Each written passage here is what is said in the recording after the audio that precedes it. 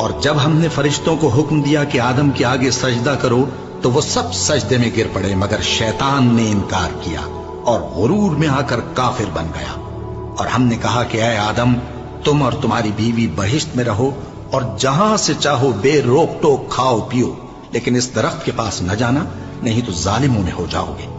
پھر شیطان نے دونوں کو اس درخت کے بارے میں پھسلا دیا اور جس عیش و نشاط میں تھے اس سے ان کو نکلوا دیا۔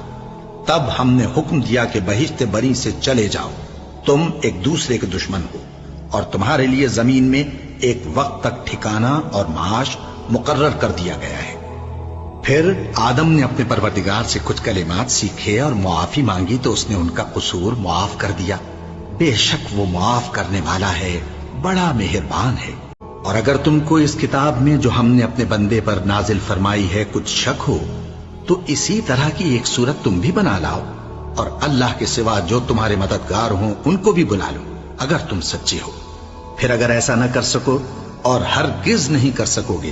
تو اس آگ سے ڈرو جس کا ایندھن آدمی اور پتھر ہوں گے اور جو کافروں کے لیے تیار کی گئی ہے۔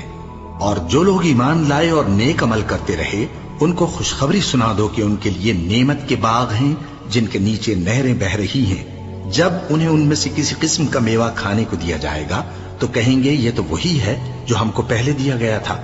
اور ان کو ایک دوسرے کے ہم شکل میوے دیے جائیں گے، اور وہاں ان کے لیے پاک بیویاں ہوں گی اور وہ بہشتوں میں ہمیشہ رہیں گے۔ جب سورج لپیٹ لیا جائے گا اور جب تارے بے نور ہو جائیں گے اور جب پہاڑ چلائے جائیں گے اور جب بیاہنے والی اونٹنیاں یوں ہی چھوڑ دی جائیں گی اور جب وحشی جانور جمع کیے جائیں گے اور جب سمندر آگ ہو جائیں گے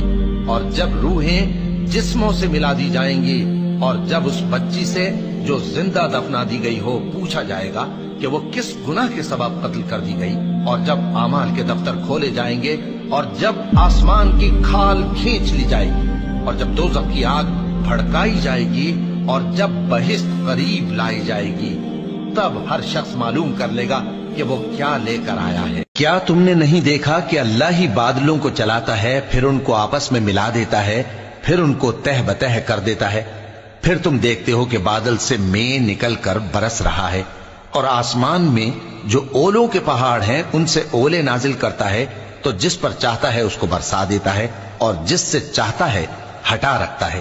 اور بادل میں جو بجلی ہوتی ہے اس کی چمک آنکھوں کو خیرہ کر کے بینائی کو اچ کے لیے جاتی ہے۔